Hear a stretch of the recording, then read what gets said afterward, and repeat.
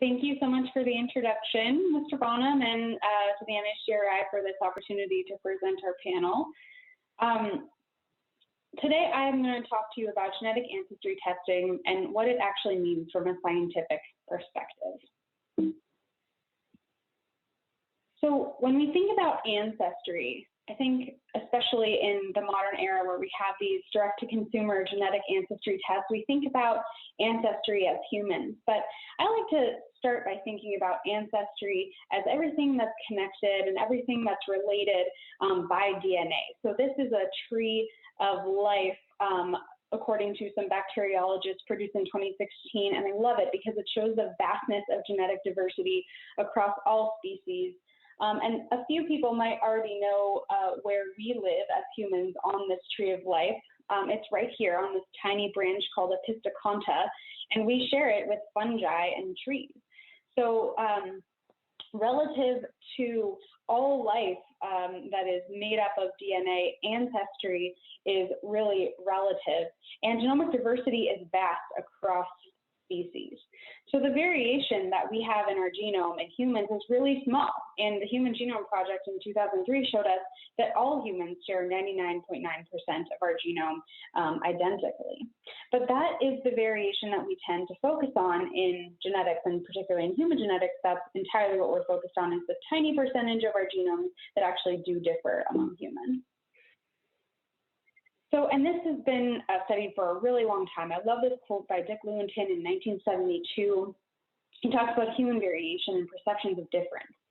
He said, what has changed in the evolution of scientific thought and is still changing is our perception of the relative importance and extent of intra-group as opposed to intergroup variation.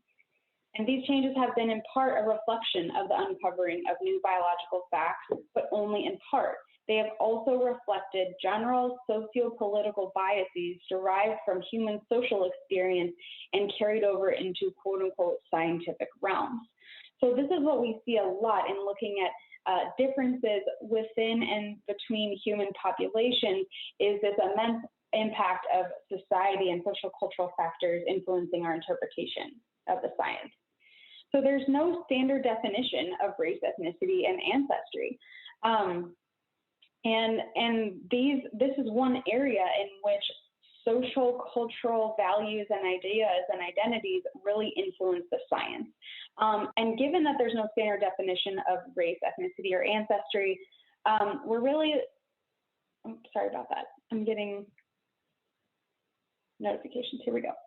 So race, ethnicity, and ancestry have been studied extensively by social scientists. I am not one of those, but I am a fan and follower of social scientists who work on these definitional issues in different contexts. But these are the definitions I use when I talk and think about race, ethnicity, and ancestry. That race is a social construct used to classify individuals into hierarchical tiers of status and power. And it's really based on an ideology of inequality. Whereas ethnicity is a cultural construct similar to race, but different and distinct in that it's often linked to community, religion, language, etc. And ancestry is the biological inheritance of DNA, which can be traced through the genome. So these are the definitions that I'm going to use in my presentation today. And if you see the Venn diagram on the right here, you get a sense of really how overlapping these terms and these concepts are. I like to point out Asian as one example because it sort of fits in all three of these categories. If you think about Asia as a continent or as a sort of geopolitical construct, that's more than half the world's population, so not particularly useful from a biological standpoint, but you could think about Asian racially, right? You can make a stereotypical statement, that person looks Asian, or you might say that I had Asian food, which is sort of an ethnic reference, right? Cultural, nutritional reference to some sort of ethnic group, whereas ancestry is really about the inheritance of DNA from ancestors that came from Asian countries. So it can be used in all of these different contexts, and all of these terms are sort of overlapping and confusing despite the fact that we use them all the time in science and in data collection. So let's focus on ancestry as a concept, since that's the focus of our talk today. And why is it that we can actually detect differences in our ancestry among humans, given that so little of the genome actually differs within the species? And the reason for that is that we have a single origin of modern humans, somewhere in Africa. Population geneticists tend to differ in where precisely in Africa they believe that original human existed. But it's generally accepted that modern humans originated in Africa and then spread out across the continent over time. And I like to think about the dispersion of genetic variants across the globe in terms of a metaphor. So I like explaining this is that you think about all the genetic diversity that existed in that original population of modern humans as a giant jar of jelly beans with all of the colors and all of this variation. And then you sort of randomly take a handful of jelly beans and you throw them into the next continent, and then you take a handful of that subset of jelly beans and throw it to the next one. So the further away you get from Africa, you get less and less genetic diversity. You have fewer colors of jelly beans, let's say. But you can, in fact, detect where somebody's ancestors came from by sampling those genetic variants that are typical of different ancestral populations. And now some researchers have used an analysis tool called principal component analysis to determine what the major biogeographic ancestry groups are across the globe. So you see American in green, and this refers to pre-colonization American. So we might think about this as American Indian. This includes North and South America. Then you have East Asian, European, Central or South Asian, Near Eastern, and Sub-Saharan African. And then bottom right, you have Oceanian. So these are the basic biogeographic ancestry groups based on that dispersion of those genetic variants across the globe. But that doesn't represent everybody, right? Not everyone comes from one of those populations. In a lot of cases, there is what's called admixture, and I'll talk about that more in a second.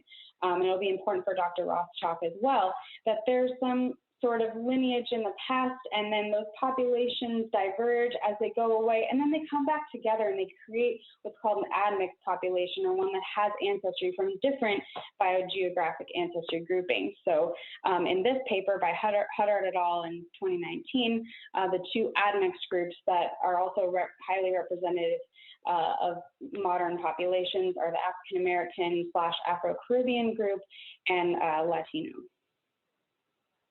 So this is ancestry admixture, where you have an ancestral lineage, as I mentioned, the population split, and then they come back together. And so over time, you have this admixed population where the genetic makeup is a combination of two different ancestral lineages. So how do you actually get an ancestry test from a direct-to-consumer company? What does that test entail? Well, there are different data sources that you might use to do your test. One is a mitochondrial DNA test, so you're testing for your maternal lineage. You could do Y chromosome testing, where you're looking at paternal lineage. And then there's the autosomal DNA, all the other chromosomes and the X chromosome. Now, there are different algorithms that different companies and different research teams use to infer ancestry or estimate it. You have distance-based clustering algorithms, where you're actually looking to find those clusters or those groupings of individuals based on their genetic variants, based on the differences between them. There are also model-based algorithms, where you're basically coming up with an idea and you're testing whether that model fits your data or not and what that looks like. And then you have reference data. As I mentioned, ancestry is relative, so you have to have something to compare somebody's DNA to in order to give them an estimate. So where do we get the reference data from? Well, you have publicly available resources like 1,000 Genomes, the Human Genome Diversity Project, the UK Biobank, and others. There are often private or other proprietary collections that people use. And then, of course, direct-to-consumer companies actually have data from their customers, which they feed into their algorithms and use as reference data to improve their estimates. But the problem is that most reference data, especially those publicly available resources, come from research. And the majority of genetics research has been done on people of European ancestry. I did an analysis in 2016 that showed we have some improvement in diversity in genome-wide association study samples since 2009, But unfortunately, the majority of that growth in diversity is due to studies in Asian countries conducted at Asian institutions. And those data are not often made publicly accessible. And also this publication was in Nature, which is a UK-based journal, and most GWAS are coming out of Europe and the United States. So it doesn't really make sense to include the diversity of Asian samples that are being studied elsewhere and not necessarily included in our reference data sets in this part of the world. So there are some limitations, right? One of them, a huge one, is that reference panels lack diverse representation. So if everything is relative and you're making these comparisons, you don't have the ability or the granularity in these non-European populations to give you accurate and very specific ancestry results. Also, different companies and different teams use different methods for testing genetic ancestry. So these tests differ on the type of DNA that you're using, the algorithm that's being used to analyze the data, the reference panels that are used to estimate the proportions of ancestral populations, and then interpretation. It's subjective and it's personal. So what does it actually mean when a company says you're this percent this? What does that mean, and how does the result impact our identity? And I'm really looking forward to hearing Dr. Roth address that very question in her talk. So why does ancestry change over time? Well, there's three main reasons. One is the data. The reference panels can be added or changed or updated over time. The type of DNA that's being analyzed or the amount, the method that you're using. Sometimes companies change methods and then all of a sudden they have new estimates. It doesn't happen very often, but they're often tweaking or adjusting methods as well, which might change the results. And then interpretation. Companies might update their interpretation of your results based on new information or new data that they have. And then also your own personal interpretations might change based on new information that they're being presented with. So with that, I'd like to thank my funders, and I'm the co-chair of the ClinGen Ancestry and Diversity Working Group, and the NHGRI funds ClinGen and is hosting this panel. So thanks very much for having me.